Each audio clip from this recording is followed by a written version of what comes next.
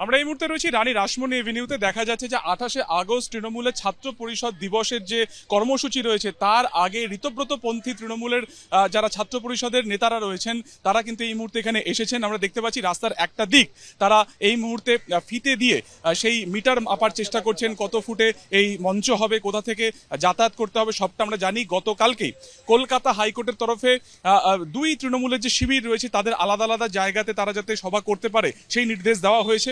একদিকে যেমন কালীঘাটপন্থী তৃণমূলদেরকে ক্যাথিড্রাল রোডে, যেখানে 21শে জুলাই সভা মঞ্চ ছিল, সেখানে সভা করার অনুমতি দেওয়া হয়েছে। তার পাশাপাশি কিন্তু ঋতব্রতপন্থী তৃণমূল তাদেরকেও কিন্তু একটা নির্দিষ্ট জায়গা দেওয়া হয়েছে, সেটা হচ্ছে রানী রাসমণি এভিনিউতে।